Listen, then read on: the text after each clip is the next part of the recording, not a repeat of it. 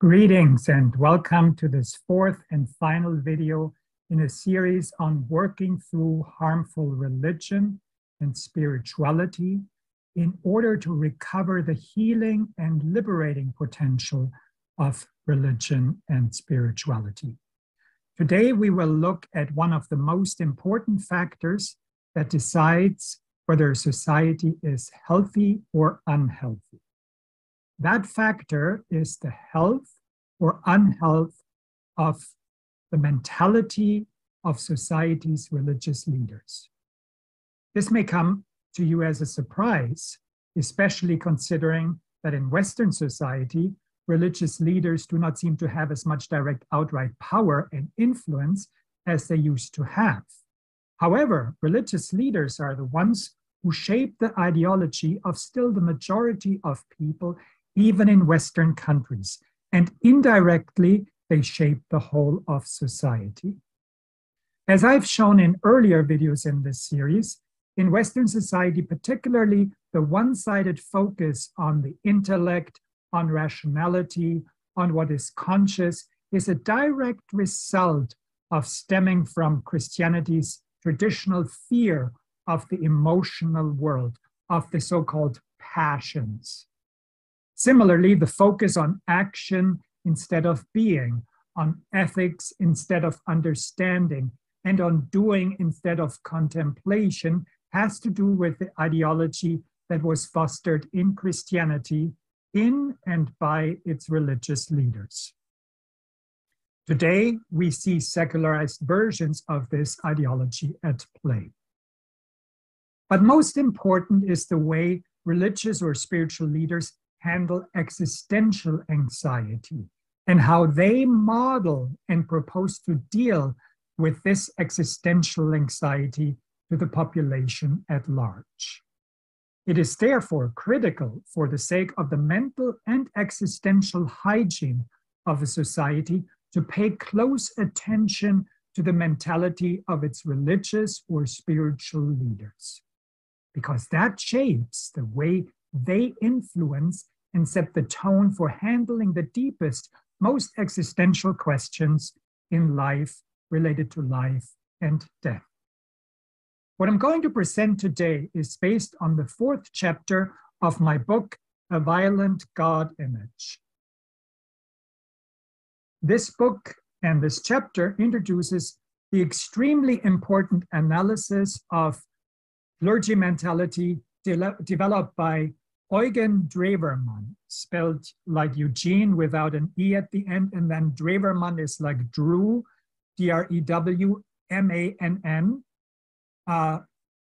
Drewermann wrote an international bestseller that has been translated into many languages, and that is called Clergy or Clergy, Psychogram of an Ideal.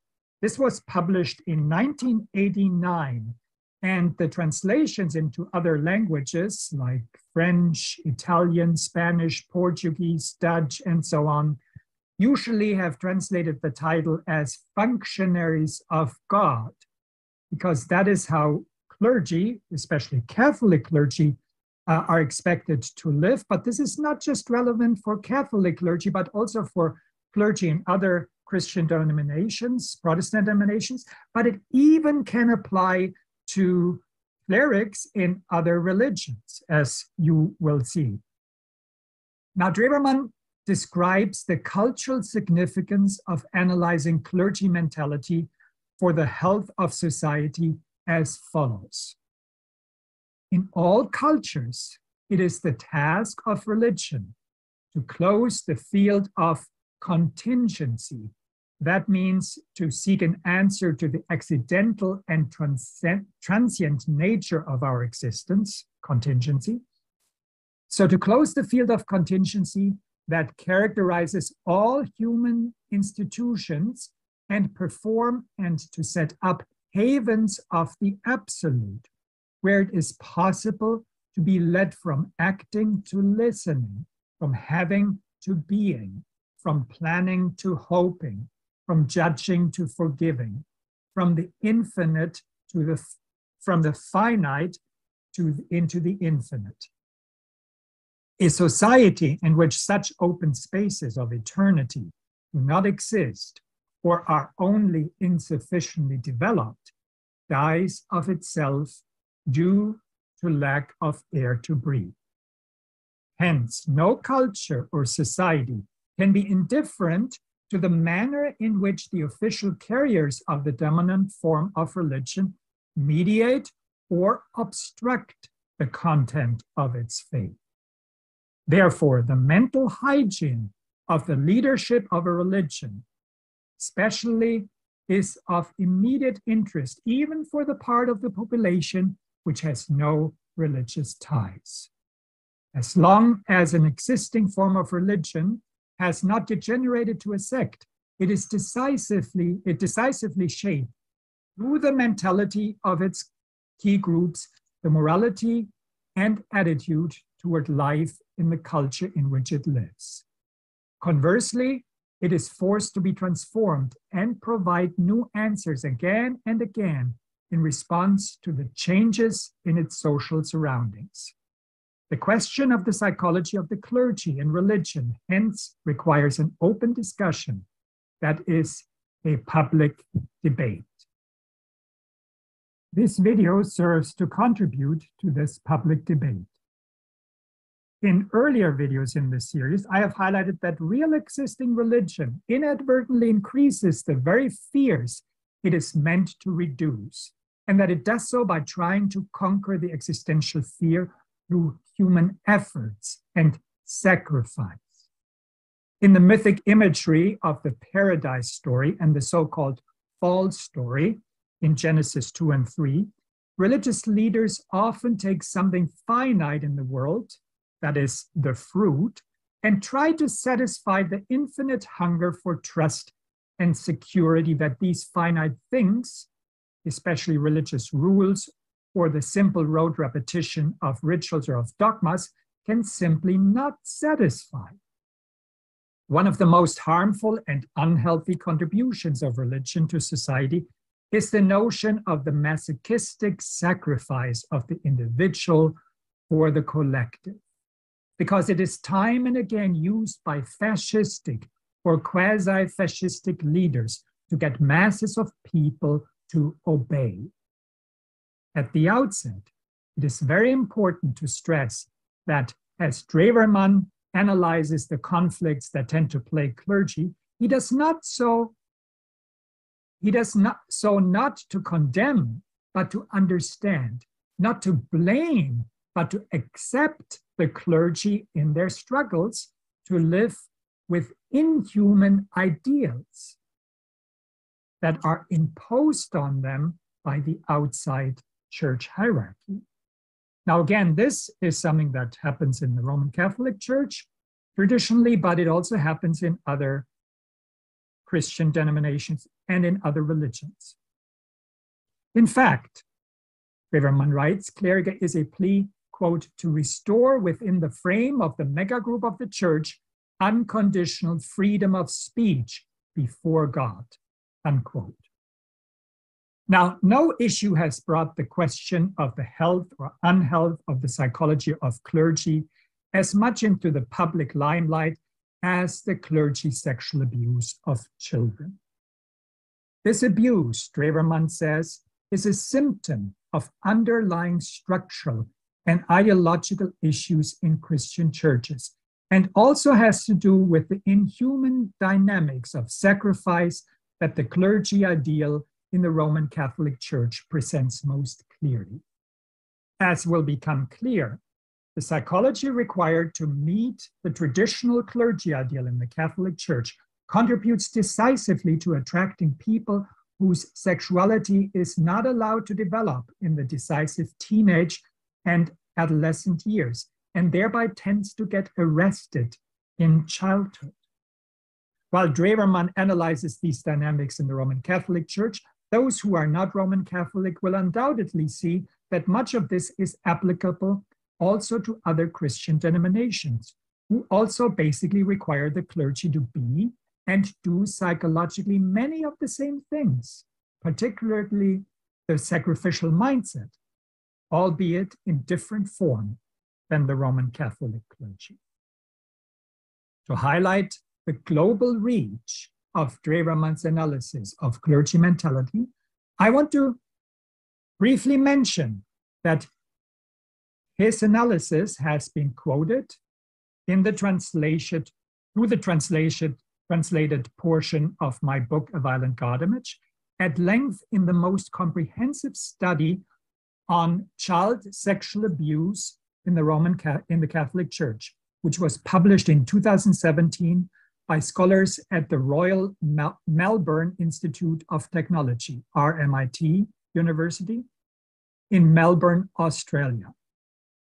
That report concludes that Drewermann's explanatory model is one of, quote, the most useful in understanding the individual and institutional factors that impinged on the religious offender, unquote, of childhood sexual abuse. That's on page 210 of that RMIT report. The report goes on to say, quote, the strength of Drewermann's model is its incorporation of the underpinning theological dimensions, particularly the church's God imagery and theology of sexuality, unquote. The New York Times covered this report broadly. And then the final government report of Australia, the report by the Royal Commission of Australia on Child Sexual Abuse, also partly relied on Drewermann in understanding the, quote, interplay of psychological and institutional factors in child sexual abuse by Catholic clergy and religious, unquote, and in making recommendations for change. So Drewermann's analysis had quite an impact. Australia's Royal Commission highlights 3 factors that Drewermann suggests prevent an appropriate resolution of the psycho-spiritual conflicts experienced by Catholic priests. And I will briefly quote these. The first the Royal Commission mentions is, the first of these relates to the young man's experience, meaning priests, of a divine calling to join the priesthood.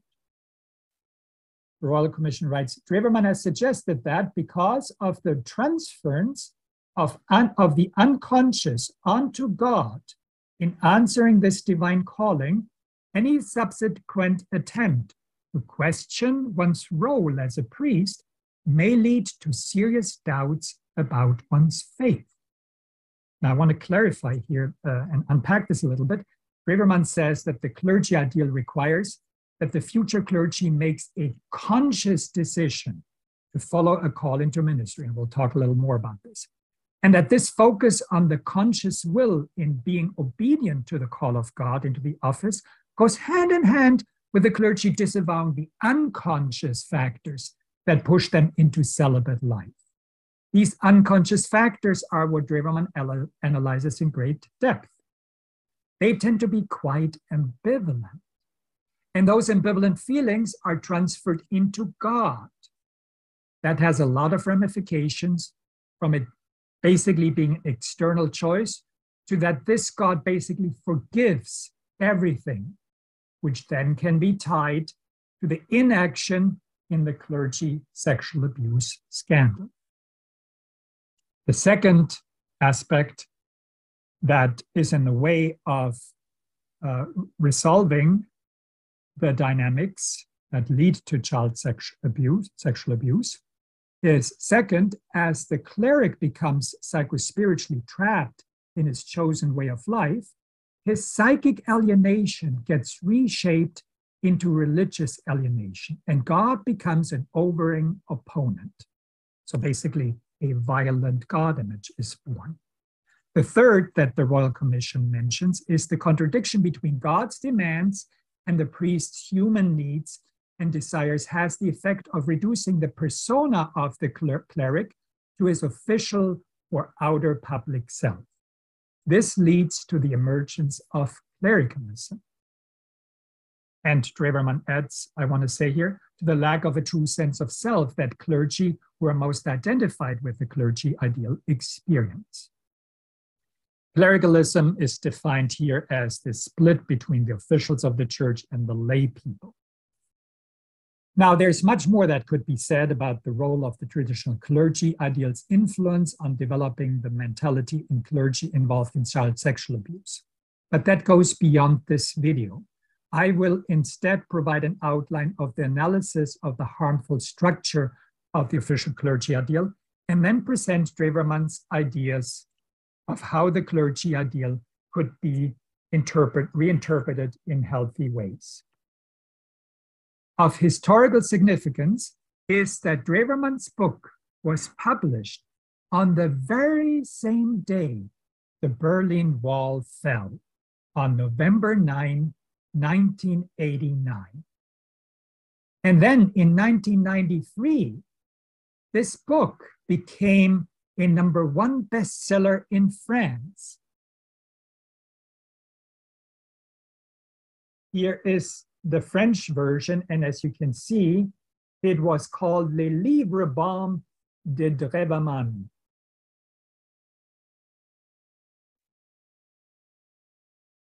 It bumped the Catholic Catechism that also was published in 1993 from the #1 spot on the bestseller list. The book aims to tear down the walls between the self-styled experts in matters of God, the so-called functionaries of God, as several translations have put it, and the so-called lay people. So it really tries to debunk clericalism that Drewermann identifies as one of the key reasons for the harm the clergy ideal has caused up to the point of the child sex abuse in the church. Now, this wall is an expression of this clericalism, but this is also present to varying degrees in other Christian denominations and even in other religions. The current clergy ideal is harmful, Drewermann argues. And Drewermann has, in 2019, reissued a new version of this book with a lengthy foreword that specifically addresses the child sex abuse and also makes clear that the clergy, even though they're those who are perpetrating sexual violence against children, are also victims of this mentality that was fostered and that was imposed upon them. So he argues that it is the church structure and this clergy ideal that has to be changed in order to prevent clergy sex abuse in the future. And this is true for the Roman Catholic Church as well as for other churches. We have just seen this year a scathing report on the child sex abuse in the Southern Baptist Convention, where one can see similar dynamics at play. The clergy ideal that leads to these kinds of harmful ways of acting, but not just to those, but to other forms of oppressive and mutilating actions that psychologically are mutilating for both the clergy and so-called lay people, really harms the clergy, parishioners, and society at large. It is harmful not only because of the possibility and reality of clergy sexual abuse, but because it poisons eros, as Drewermann quotes Nietzsche saying. It stifles vitality. Drewermann proceeds in 3 steps in his analysis of a harmful clergy ideal. The first is a diagnosis of the problem. The second is what he calls an etiology, or basically an understanding of the developmental roots, the origins in the mindset that's required of clergy to agree with this and adopt this clergy ideal. And third, the treatment suggestions for this harmful clergy ideal. So let us begin with the diagnosis. Drewermann's analysis argues that in its current externally interpreted form, The clergy ideal is neither humane nor healing, but instead promotes neurotic conflicts, capitalizes on ontological insecurity, and inhibits healthy personality development. Now, this term ontological insecurity may sound strange to you. So it basically means an insecurity in one's being. Ontological, it comes from ontos or ontic, which relates to our being. And the ontological insecurity means feeling insecure that one has meaning or that one is wanted just because one exists. Each of us can experience ontological insecurity when faced with the thought of our personal death or of our meaning as persons.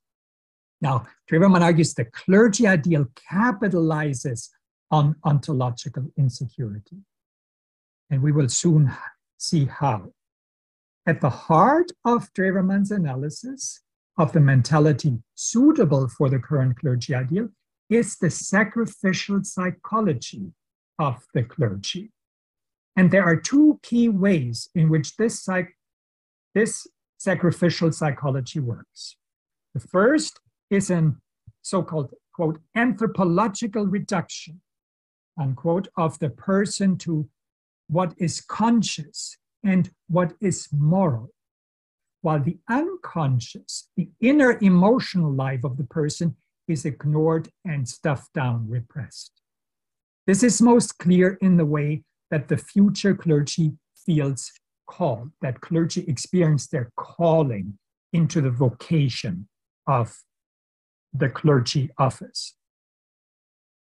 The cleric's participation in the call or election involves an anthropological reduction, that is a reduction of the participation to only the conscious part of the free decision and to a moral will, while the entire part of the unconscious is repressed and ignored. That is the mental motivational history that is shaped by psychical and social influences in early childhood, the subjective ways in which these influences were digested, and the factors of personal gifts and unique characteristics. All of that is stuffed down. So this external, conscious, moral understanding of the calling henceforth is used as a moralistic tool, namely by the church hierarchy. If one has once consciously, freely accepted the so-called grace of the office, as the church puts it, it is henceforth forever the clergy's duty to work together with the grace of God. And if he does not do so in the manner desired by the church, then he is either sinful or guilty or unfree and sick. The second key way in which the sacrificial psychology finds expression is in the clergy being expected to basically reduce themselves to their office, to their function. They are asked to live only in accordance with their office. As Drewermann puts it, the clergy is required to, quote, replace the personal character of communication through an objectification of the office. The clergy has to basically speak as an official, not as their own person. The church, unlike any other system in the West, has given such importance to the office that it becomes itself the truth of the self. The clergy are expected to be simply functionaries, Drewermann says on page 82 of the book Clerica, or Clergy. Now, I want to say here that this book has not yet been translated into English. In 1997, I was very close to having a Catholic publisher agree to the publication of this book on clergy mentality. But that publication house was owned by a religious order, a well-known order. And as the board of trustees and the managing editors were debating whether to take this project on or not, they eventually got back to me, and the managing editor wrote to me that if they were to publish this, this could spell the end of their publishing house, that the church hierarchy might shut it down. And that was the end of it. No Catholic publisher has been willing to touch this book because of its explosive nature here in the United States and in the English-speaking world. But maybe one day it will still see the light in English. Share this video as far as you can to help contribute to the reach of these ideas, and that might help contribute to an interesting publisher to see the reach of these ideas. Now, the reduction to the office of the clergy expresses a lack of differentiation between the individual and the collective. In terms of the clergy ideal, subjective psychical motivation, mental motivation, to follow the ideal tends to be confused by the church with the objective social function of the ideal. That is, the social role is taken to be the person.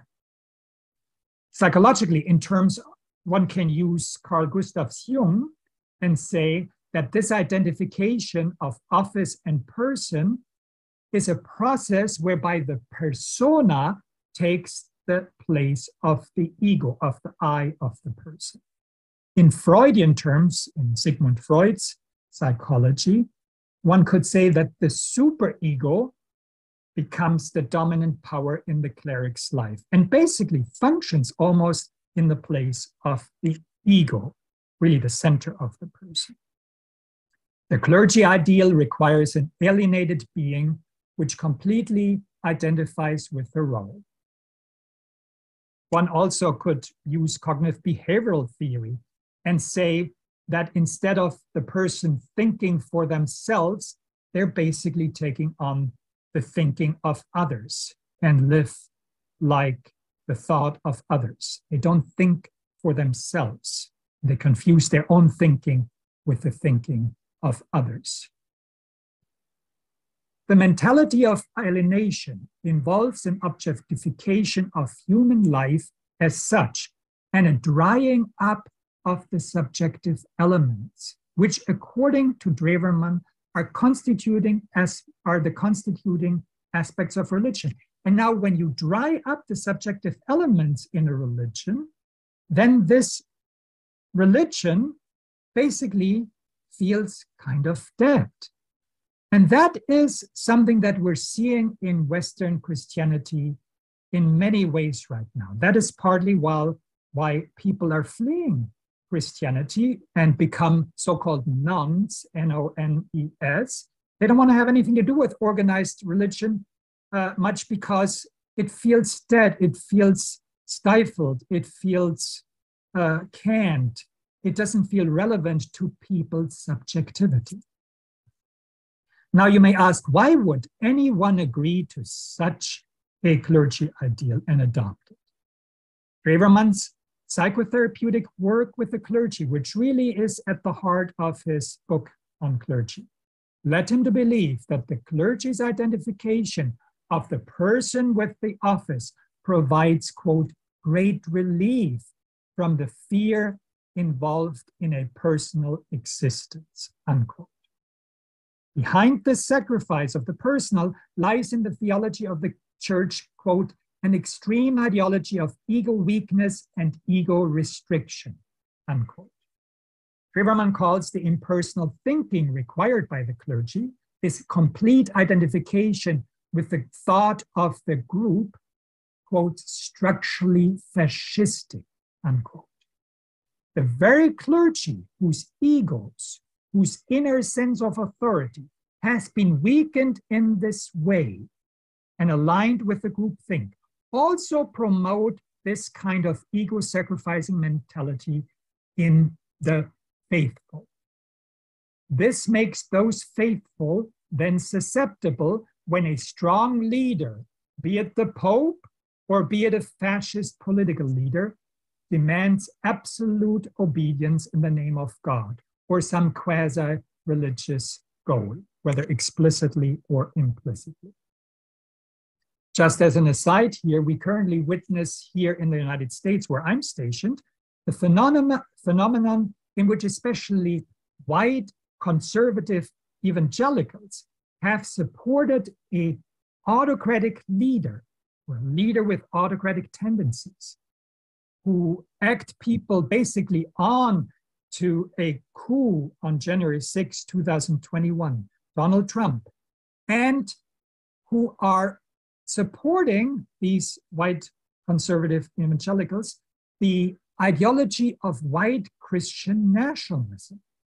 Here too, we see the vulnerability of what happens when people are asked to sacrifice their own reason and basically parrot in obedience Bible verses that they're taking literally because that is what the groupthink requires of them. And use these Bible verses in these literalistic ways in the service of defending a autocratic leader. Drewermann believes that this structurally fascistic thinking decisively contributed to making members of the Christian churches in Germany fall for Hitler and fail to oppose his fascist rule, both in Protestant as well in Catholic circles. Now, there is a crucial consequence from the repression of the complex motivations of becoming a clergy in the unconscious. Namely, the repressed part, and this is what the Royal Commission report was picking up on, the repressed part of the unconscious does, of course, not simply get lost. Rather, it is directed away from humans and transferred into God. Or to put it differently, the psychic repression of the unconscious leads to a theological projection of the repressed into the divine. In terms of the psychology of religion, thus the very situation occurs which provided the basis for Ludwig Feuerbach's critique of religion, in which religion as a whole is the representation, or seen as the representation, of the essence of the human being in projected form, which then is received by the human being in alienated and alienating form, as if it came from the outside. Today, we can, Drewermann says, and must, of course, formulate Feuerbach's thought more precisely. It is not the essence of the human being, but instead an essential aspect of the human psyche in the theological theory of the election of the clergy, calling of the clergy, which is projected from the unconscious into the divine. This, however, does not represent the essence of religion, but merely that form of religiosity which is indeed personified today in the cleric in the Catholic Church, a permanently divided mentality through which the human being becomes monstrous to himself and through which God appears ambiguous to the highest degree. Since the problematic, frightening contents of the unconscious especially are cut off from one's own human ego during the defensive process of projection, all the feelings of ambivalence and contradictions which once lay unresolved in the biography of the cleric are henceforth placed upon the person of God. It is quite clear, under such conditions, mental conflicts are not resolved, but infinitized by means of the idea of election, of being chosen as a clergy. The current clergy ideal thus requires both mental and spiritual alienation, which in turn results through the projective process in an objectification of the unresolved personal conflicts as God's will. This is what the Royal Commission was picking up on. God and God's calling are experienced as external, and faith is moralized through the one-sided emphasis on the conscious and external elements of free will. So the rationalism is a key factor here. Now, what is very important to understand is that this clergy ideal can only look attractive if it promises to give the future clergy a significant sense of relief. It is attractive because it promises to relieve a profound sense of existential insecurity, of the ontological insecurity. But it does so in a very particular way, which is of central importance here. Ontological insecurity is a metaphysical condition of being human, since every human being is contingent, meaning we all are in some sense experiencing ourselves as accidentally here. We are not the ones who created ourselves. If we look at it biologically, we are a chance event. If one wants to be very concrete here, the sperm that led to the fertilization of the egg that has created us had a random chance of being the one. So there is just biologically a contingency, an accidental nature to our existence. So we know that in terms of nature, we're an accident. And so therefore, existentially, we have a feeling of ultimately not being necessary. None of us is necessary in terms of nature. Now, in the case of the model clergy, Drewermann finds that this ontological insecurity becomes a constant issue because the clergy or future clergy have linked their feeling of not being necessary, which all of us have, to the accidental rejection by the earliest primary caregiver, instead of directly confronting the contingency of being itself. So they confuse this not being necessary period with a feeling of being rejected specifically by their caregivers.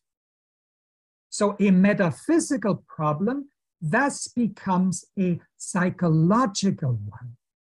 And the psychological conflicts in turn become metaphysicized, meaning they're becoming infinite. They're projected into the God image of the future cleric. Drewermann holds that the Roman Catholic Church responds to the ontological insecurity by displacing the metaphysical anxiety into what Drewermann calls the categorical realm of the possible contents of life. That is, basically, it says, okay, this metaphysical anxiety is something that we're trying to calm by cutting it down into concrete contents of life. We can't really calm it down there, so we're going to use morality to help people feel calmer. We tell them, okay, if you only follow this moral rule, then you're good, then you're justified. But this is, and then you're necessary, then you can feel good, then you feel wanted by God. But this is a delusion, this is an illusion.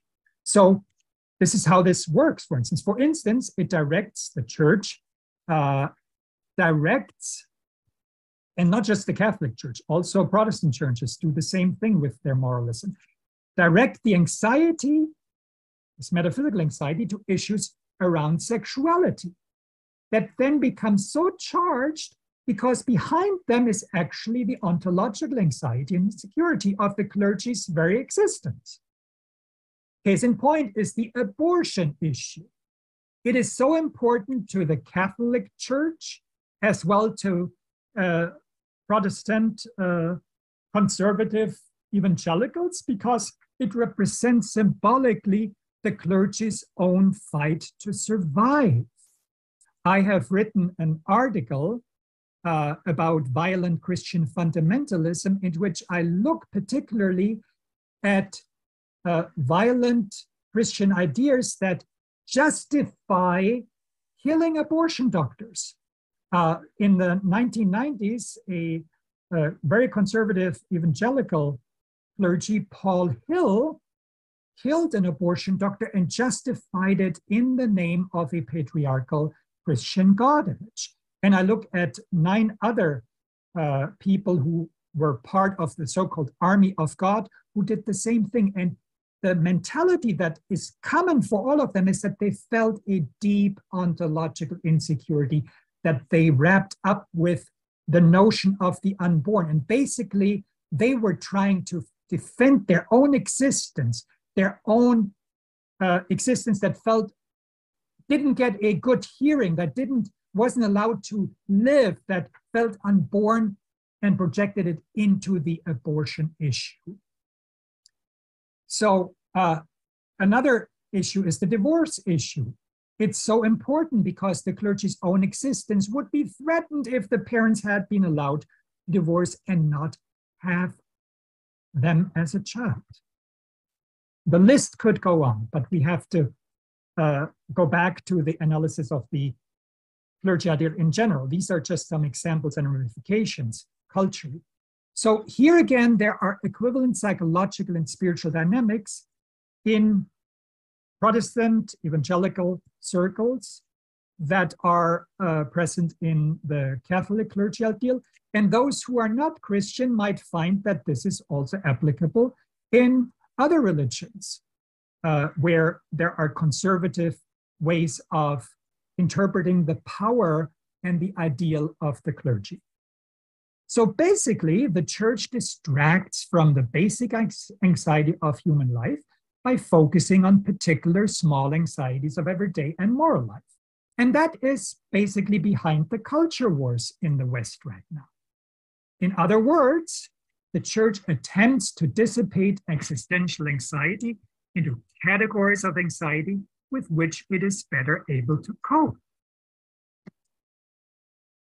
Fyodor Dostoevsky, in the novel The Brother Karamazov, paints the picture of the Grand Inquisitor who basically does the very same thing.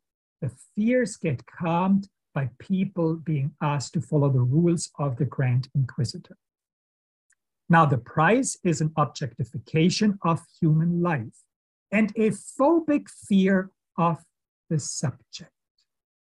Since religion, as Drewermann defines it, is a response to the existential insecurity of humans, the church, by trying to stop up the sources of that anxiety, which characterize human life essentially, through the pseudo-security of the office. That's what it uses to stop this anxiety up with. But it thus deprives itself of the very foundation upon which it rests, namely human subjectivity. Drewermann concludes that this inevitably leads to a spiritless church, since the human spirit cannot exist without existential anxiety. And the RMIT report points to that as one of the major factors that has to be addressed if one wants to address the child sex abuse in the Catholic Church. The clergy cannot be expected to be spiritless and then basically foster a spiritless mentality in the church that then leads to these forms of acting out when the so-called repressed basically asserts itself and is acted out in uncontrollable ways. So we thus both have a soullessness of the church, namely by repressing the psyche, the soul, in the clergy ideal, which cuts from the vitality of the personal dimension, the psyche of the clergy.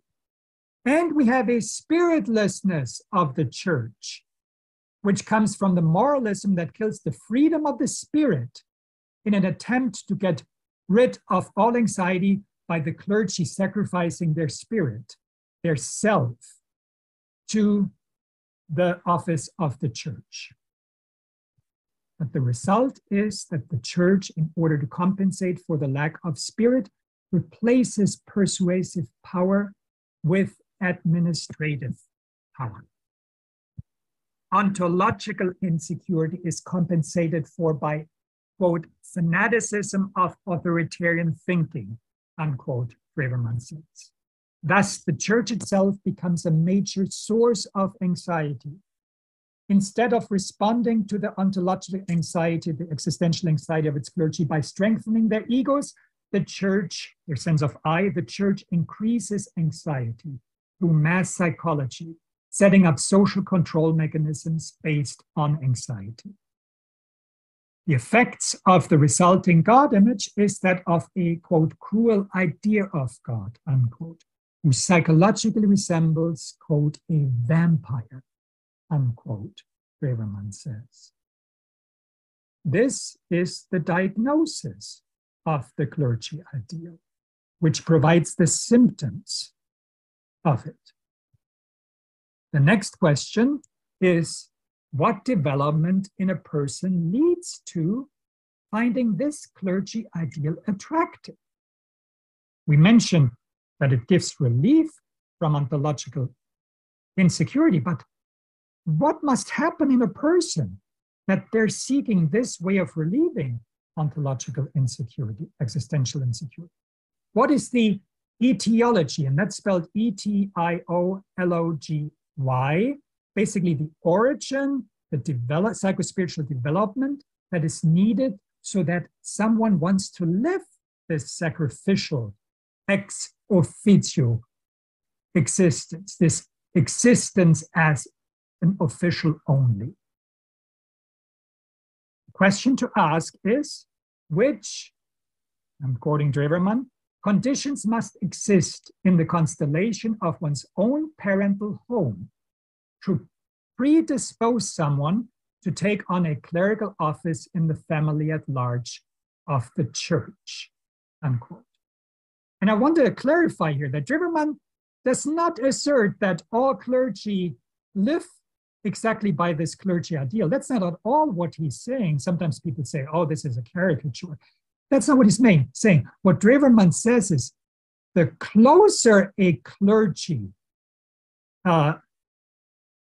is living up to what the church wants, the closer they are living up to this clergy ideal. There are many clergy who are not identifying as much with this clergy ideal. But this is the ideal. And Drewermann describes what typically is involved psychologically now in the development of people who approximate this ideal, who try as hard as they can to live up to this ideal and identify with this ideal. So that's what he does. He develops an ideal type, as he says, in the sense of Max Weber, a sociologist. Now, the main condition for the future cleric or clergy is this. And with clergy, while it's primarily the priests, it's also monks and nuns, so people in religious orders and communities in their own ways. Now, behind the sense of ontological insecurity of a cleric, the experience that the feeling of non-necessity is linked in the mind of the cleric to the rejection by the mother or father. I alluded to this earlier, and now we're going to go into the details of this, or of a primary caregiver. But in the life of the clergy, Drewermann says, it normally or typically is the mother. And this has to do a lot with the constellation of the psychology around God images, actually. Now, the parent's rejection is not willful, but rather involuntary. This is very important to emphasize here. So clergy might say, well, no, I was not rejected. It's not about a very direct, voluntary rejection, but more an involuntary, a implicit or a sensed rejection. Typically, it's not due to an outright wish of the parents not to have the child at all. The psychological ambivalences that are found in the psyche of the cleric characteristically stem from an involuntary rejection, for instance, due to the simple fact that one parent is mentally overwhelmed and just doesn't have the bandwidth to really show that they want the future cleric. The will, for instance, of a mother who really wants to love her child is thwarted because, quote, due to certain emotional reasons, she is unable, unquote, to love the child. But she, quote, forces herself through exertion of her will to build up an affirmative relationship to her child, only to realize all the more that in this effort, she by far overtaxes the store of her true feelings. Unquote. What is key here is that the lack of genuine feeling is replaced with certain morally coerced actions of the will. Typically, the parent who sacrifices themselves is the mother, although sometimes it can also be the father. But let us stay with the mother here, because that's the typical picture. The mother sacrifices herself through overexertion against her inner feelings of rejection. Now, where is the father in this typical drama?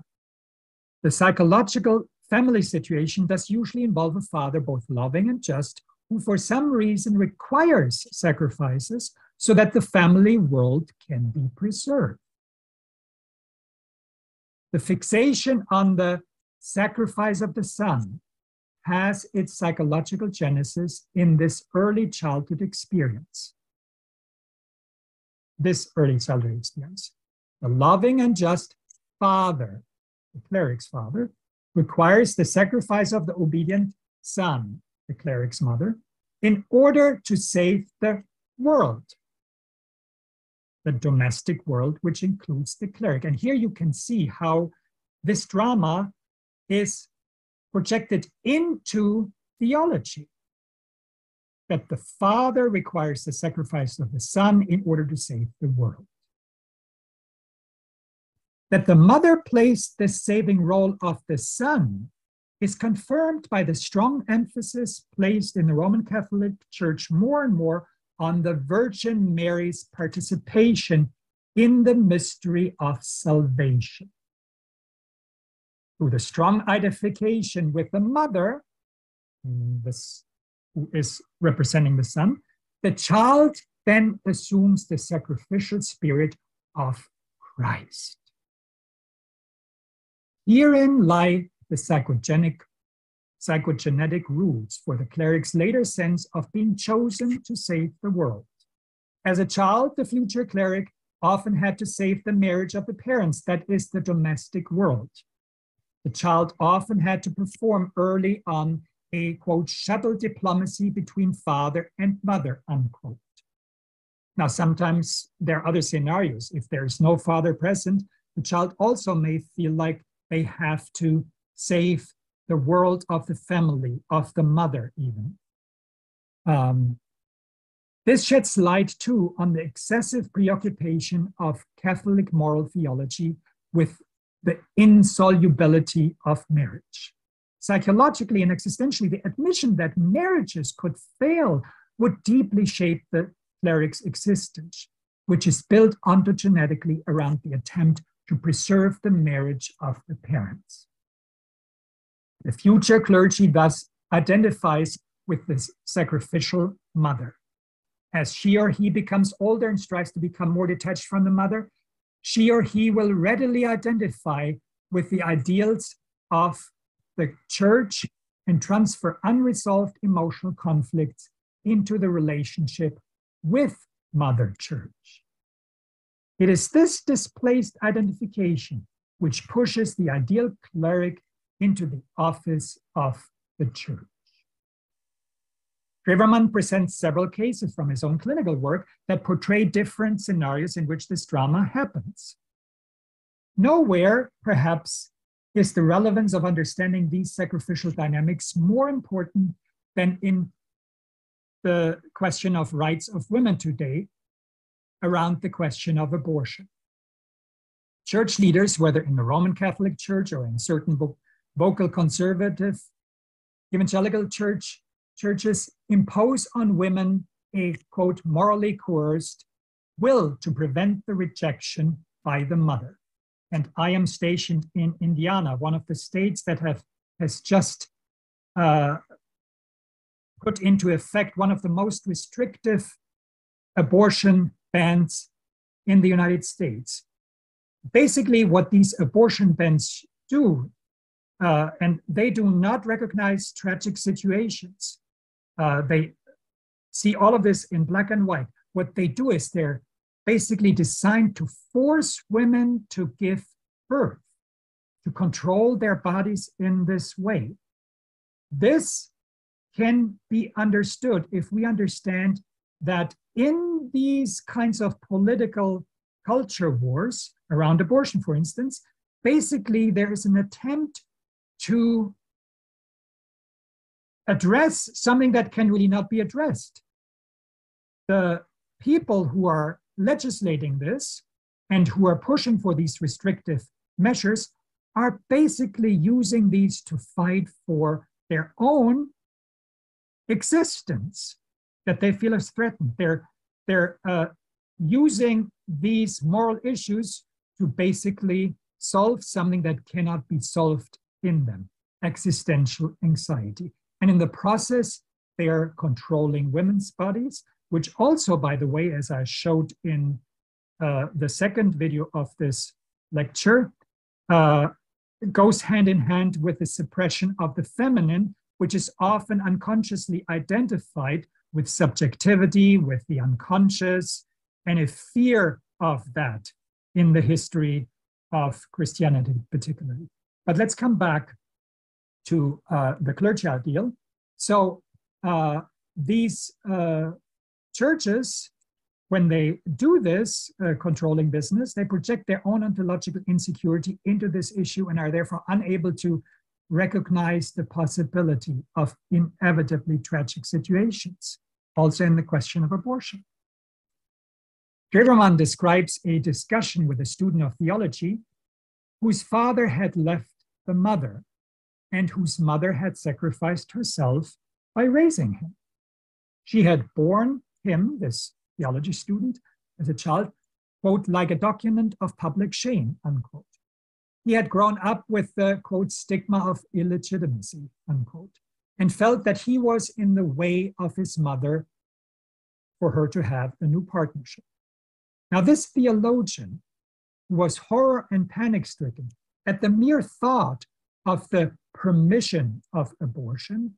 As a child, had noticeably been a living obstacle in his mother's life, or had felt like this, that he literally needed the absolute exceptionless prohibition of any termination of pregnancy in order to feel safe in his own life.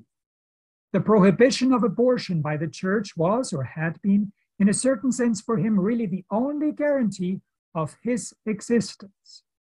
Thus, he defended with correspondingly violent emotional involvement the teaching of the church in this respect.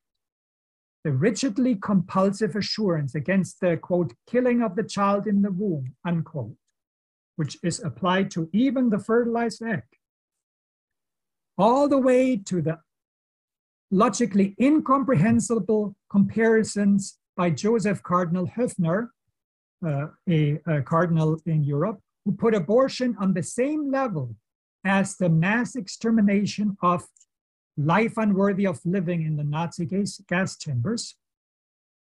This assurance appears clearly motivated if one presupposes psychoanalytically in the advocates of such views, such radical views, an early childhood experience which made it unmistakably clear to the growing child that he owed his existence solely to his mother's heroic will for sacrifice.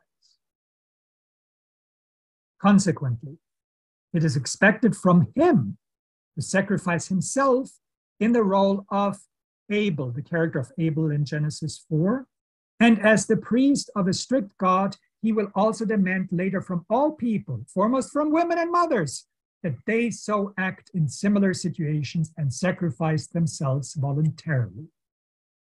This is the meaning of abortion bans. Mothers, these forced mothers, are forced to sacrifice their own will. In fact, it's taken away from them under threat of legal repercussions, of incarceration, of punishment, of superego persecution, one might say with Freud. Now, thus the sacrificial clergy ideal that capitalizes on the clergy's unresolved ontological and psychological anxieties fuels the culture wars. The production of the sacrificial mentality required by the clergy ideal develops early on in the future clergy. Drewermann shows that the three so-called evangelical counsels or virtues of poverty, obedience, and chastity correspond to early developmental stages in which key aspects of the future clergy are forced to be sacrificed. These three counsels are applied to the clergy: poverty, obedience, and chastity. While Drewermann uses psychoanalytic language for the stages, his ideas are bound not to particular psychological perspective, but could also be expressed in other developmental theories. But I will use his terminology here. So the first counsel is that of a commitment to poverty. In the church, this counsel does not just make clergy dependent materially, but also in terms of their sense of self, which is supposed to be impoverished so that it can be dependent on the church. The evangelical counsel corresponds to the oral level.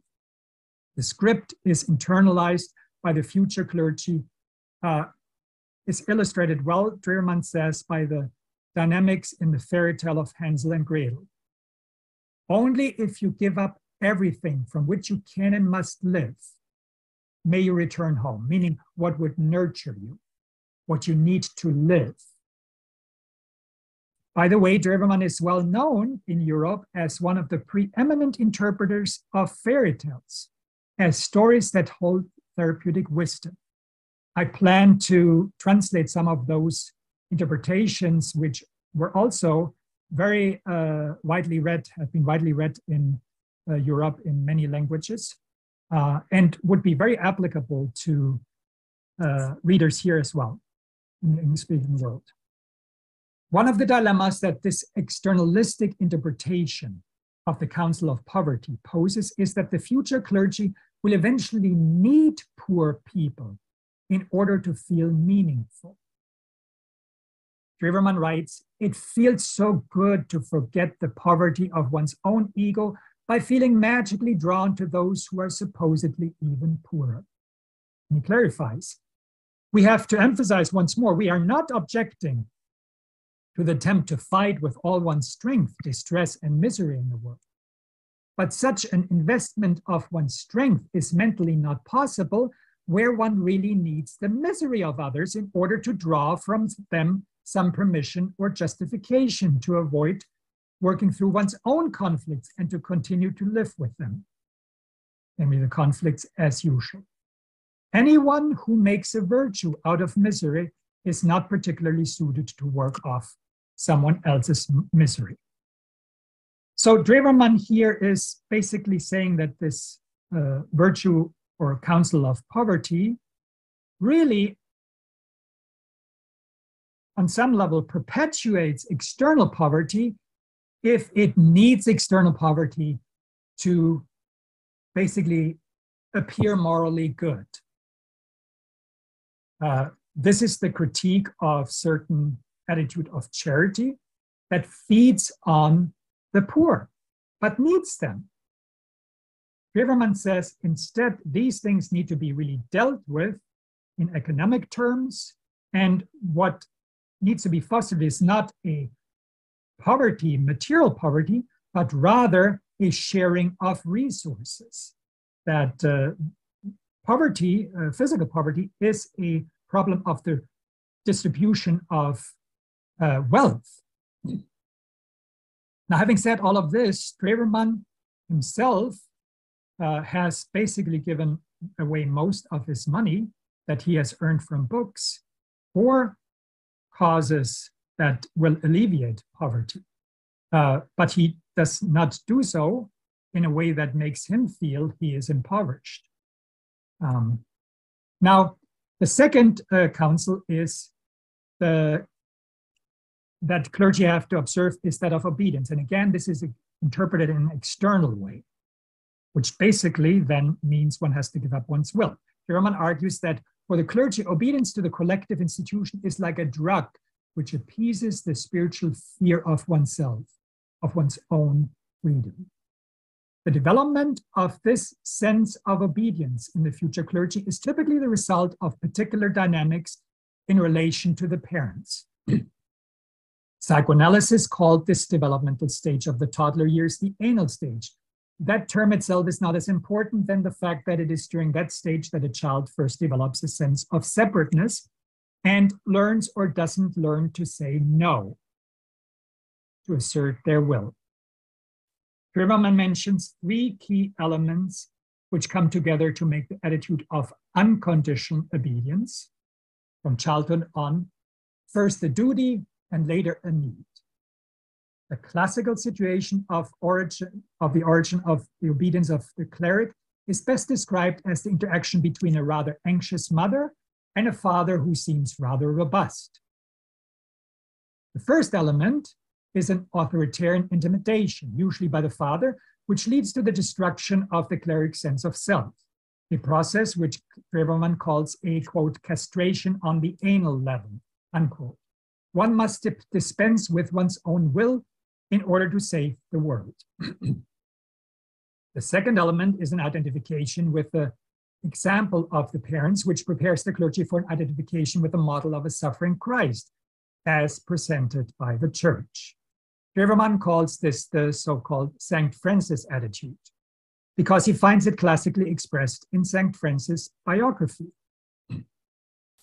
Francis openly vows obedience to the Heavenly Father in place of his earthly father, Pietro Bernardone.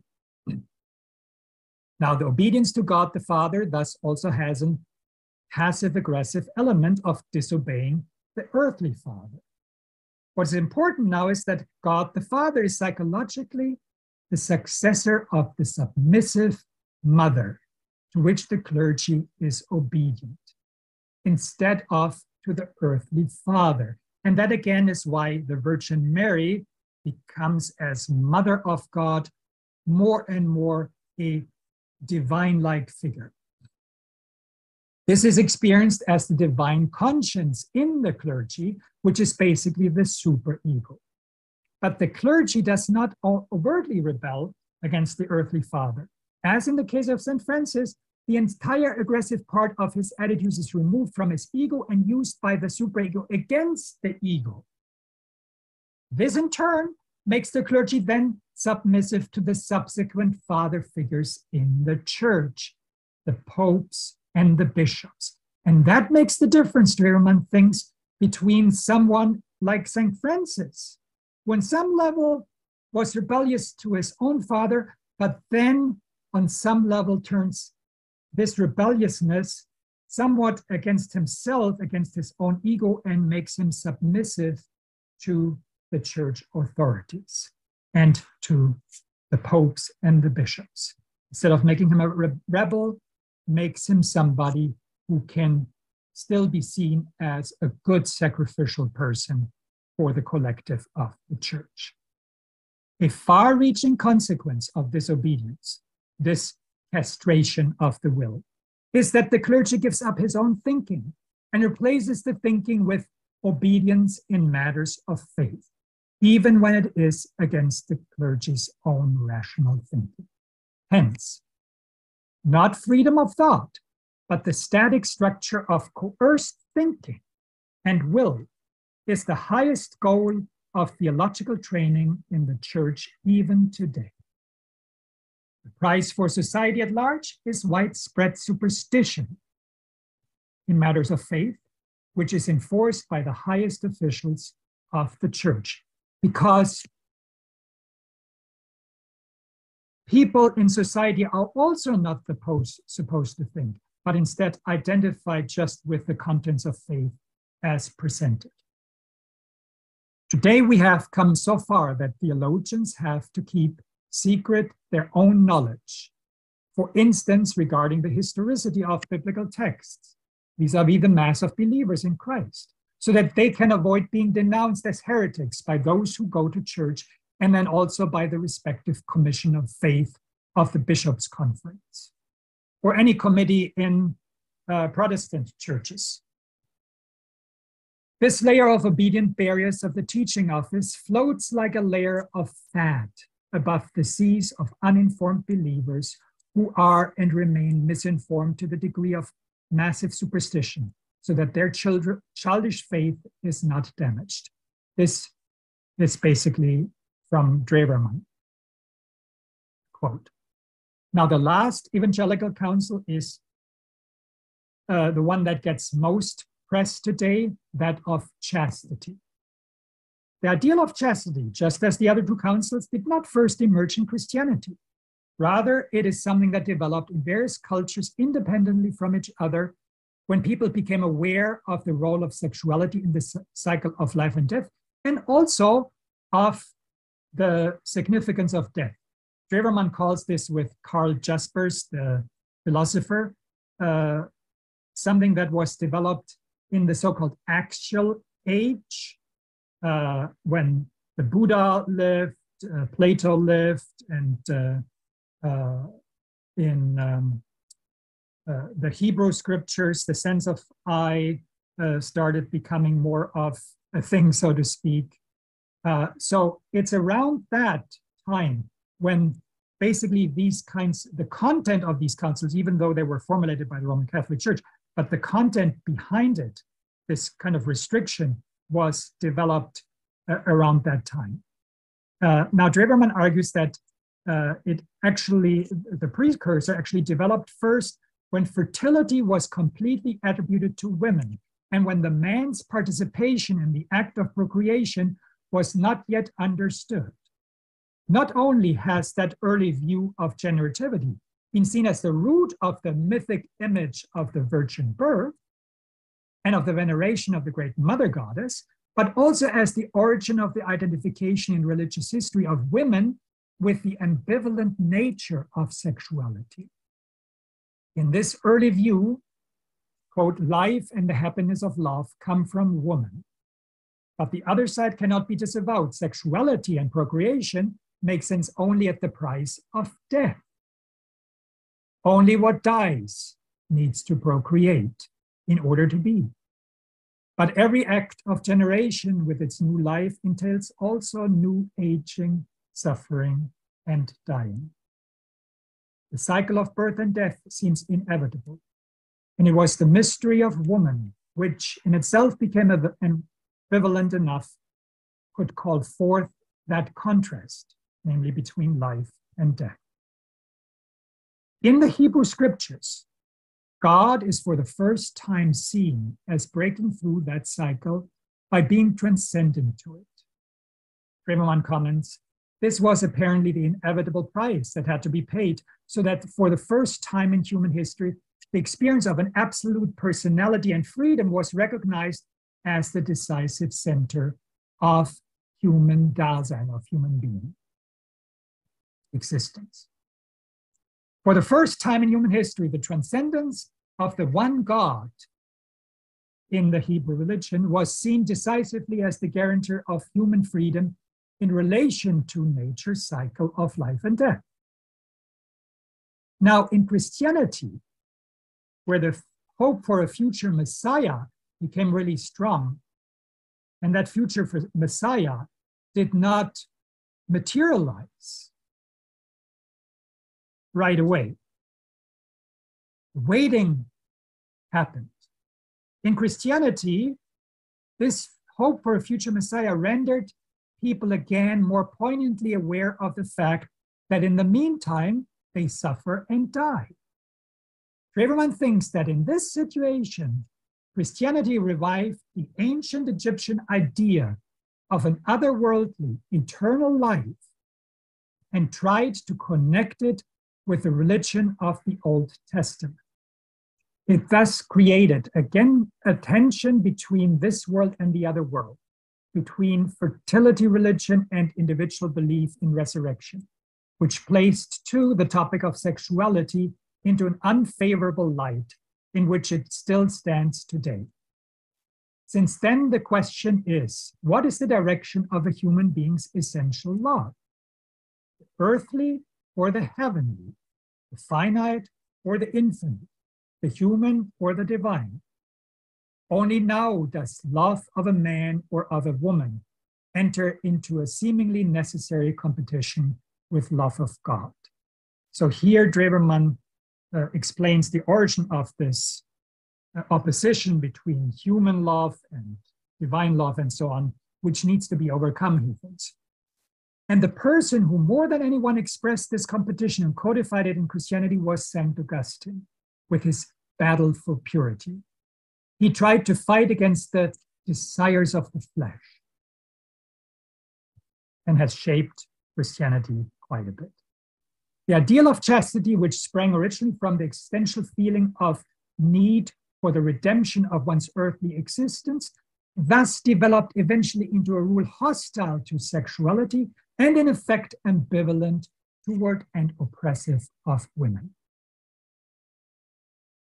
Now, Drewermann acknowledges that the revolt of the 1960s, of the 68, laid bare the interconnection between the patriarchal power that is expressed in these kinds of views and the repression of sexuality in the Catholic Church as well as in other churches. He writes, it cannot be denied that three factors obviously belong together in the Catholic Church's attitude of piety: the authoritarian centralism of paternal power, the restrictive severity in the regulations of sexual morality, and the expansive veneration of a virgin mother. And by the way, in conservative patriarchal Protestant churches, there are similar factors at play: authoritarian patriarchal power, even if it is locally exercised, restrictive sexual morality, and the ideal of the chaste woman. Very important is Drewermann's conclusion that may surprise some, namely that the patriarchal oppression of women in a church dominated by paternal officials, identified with the sacrificial attitude of their dutiful mothers, has its roots in a fundamental, quote, hatred of masculinity, unquote, among the male clergy. Behind this, Drewermann's psychotherapeutic work with clergy has taught him, lies typically repressed hatred toward the father for whom the mother had to sacrifice herself. The clergy does not want to be like him. At the same time, this hatred of masculinity has an unmistakable Oedipal character, as it is tied to an increasing veneration of the Virgin Mother, Mary, unquote. Now, I have to say here that when I say Oedipal, everyone doesn't mean this in a literalistic way like Freudian drives. What he means basically is that this is played out just like in sometimes Shakespeare's play or in Greek plays, where there is a sacrifice going on in the familial system, and masculinity gets sacrificed. But this is not necessarily just sexually. It can be sacrifice of the will, the sacrifice of the whole existence. Now, Drewermann likens this cult of Mary to the cult of the great goddess Cybele, in which the priests castrated themselves and threw their severed genitals into the symbolic bosom of the great goddess. The clergy ideal is designed to keep the clergy emotionally in the status of dependent children. The present ideal of chastity requires a fixation of the cleric's sexuality during the stage of puberty, which finds, for instance, expression in purely male or female groups, in religious orders, and which reinforces the cleric's immaturity. Unresolved Oedipal conflicts are transferred into the relationship with the church, and influence the cleric's images of God. Now, this arrested development sexually, either at the level of puberty or even earlier, Drewermann says, is really key in understanding clergy who end up sexually abusing children, because Drewermann argues that they, on some level, have been trained through this clergy ideal to basically feel something really only on that level. They're stuck there, and so they feel attraction on that level, and therefore this kind of acting out is due to the clergy ideal. It's not something that has to be seen as just the personal failing of these clergy. The church has to take responsibility for fostering this kind of mindset, whether it's the Catholic Church or whether it's the sacrificial mentality that Protestant churches foster. Unresolved Oedipal conflicts are transferred into the relationship with the church and influence the cleric's image of God. The church hierarchy has a vested interest in maintaining the status quo, though. The Catholic Church's rigid emphasis on the ideal of celibacy is motivated by the sheer desire to maintain power, since passionate love of another human being, mature love, could free the clergy from the sadomasochistic Oedipal ties to Mother Church. All talk of love in the church will continue to lack credibility as long as the church does not allow her own clergy to let that love become flesh. And so here Drewermann calls for the church changing the ideal of celibacy to a voluntary celibacy, and also he calls for admitting women to the priesthood. In summary, Drewermann argues that the evangelical councils, as they are currently interpreted and enforced by the church, sacrifice the individual to the terror of the collective and the ego to the rule of a relentless superego, in an atmosphere which masks with holiness what is essentially neurosis. Now we come toward the end here with treatment suggestions. The primary treatment suggestion is to take back the projections into the God image of the metaphysicized, repressed, unconscious material in the clergy, because God becomes very ambivalent through this projection, and to shift the focus from external interpretations of the evangelical counsels of poverty, obedience, and chastity, where they are about behavior that is controlled from the outside by the church hierarchy, to interpreting these counsels as internal wisdom that is not repressive. And I'll show in a moment how Drewermann understands this. It doesn't have to do with chastity in this, celibacy in a sexual manner, for instance. And to the last one, to respect the subjectivity of the clergy as persons who are not identified with the office. But that would require that the Catholic Church finally gives up psychologically its defense against the Protestant protest, which was based on defending, the Protestant protest was defending the subject, the conscience of the person, each person's. Luther's, here I stand, I cannot differently. At the same time, in conservative Protestant churches, it would take that they take this protest on behalf of human subjectivity again more serious. Now, what does this mean for the evangelical counsels of poverty, obedience, and chastity? They have to be existentially interpreted in light of the very ontological insecurity that needs to be calmed, rather than tied to moral questions. Poverty has to be related to the experience of the lack of being, the feeling of our contingency, of the experience of death. It then basically means that one gives up the delusion that material goods can compensate for the poverty of being, because they cannot. So it basically is giving up this counsel of poverty would mean that one gives up using external materials or using knowledge or using whatever one has to delude oneself that one can use this to conquer existential anxiety.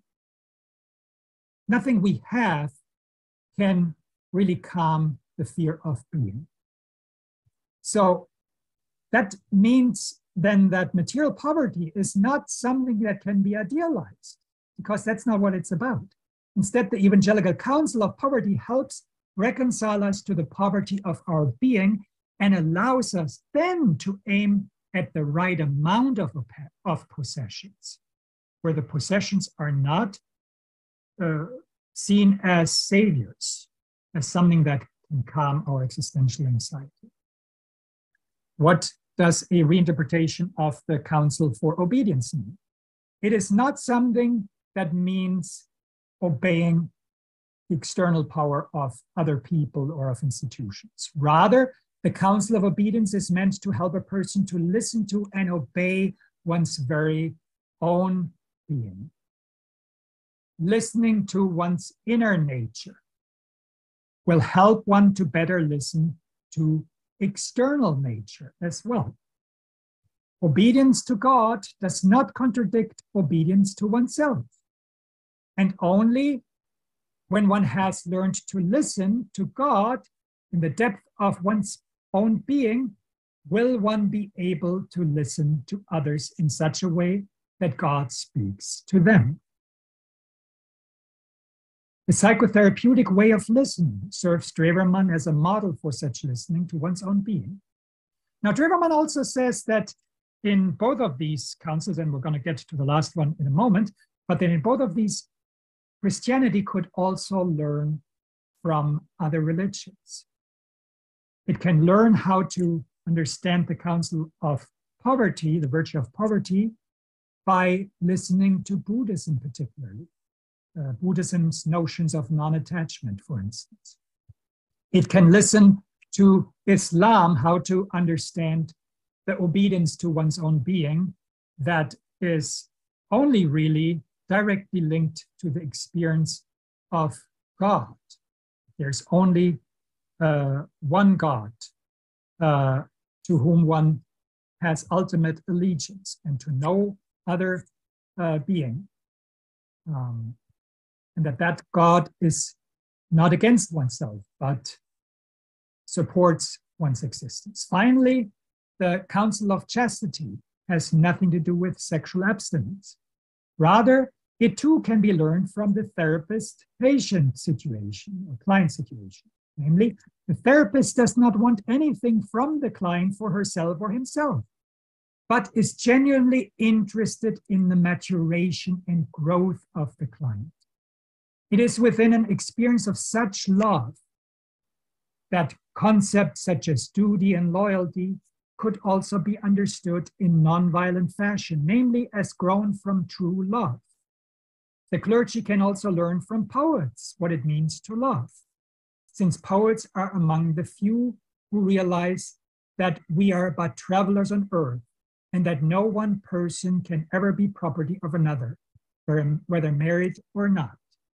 And in terms of Christianity learning from other religions, Drewermann argues that here Christianity could learn from Hinduism quite a bit, with its comfort with the body and nature.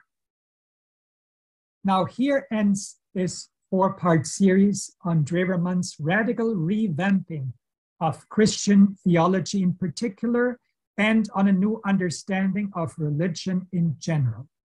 I hope that you have enjoyed today's talk, and if you didn't have a chance to listen to the other talks, the other 3 talks are also available on this channel. You can look at a playlist on Drewermann in English. And as I said, this talk represents one of 4 talks on key ideas from my book, A Violent God Image, which you can find wherever books are sold. I strongly recommend that you read it, because there are many, many more important ideas in that book that give suggestions of how we can work through a violent God image that has dominated really the Christian West. And through that, because Christianity has been very imperial, the entire globe, basically. I also invite you to listen to another series of talks on this channel that I've given on the Gospel of Mark. where I have shown how Drewermann rereads and reinterprets the gospel stories in the Gospel of Mark from a healing and liberating perspective, using a psychological understanding and an existential understanding. The playlist for that series will appear in a moment here at the end of this video. May your own existence find the deep grounding and hold that Drewermann believes is in the background of each of our existence, and calm the anxieties that only that ultimate ground can calm. I wish you well, and thank you for listening.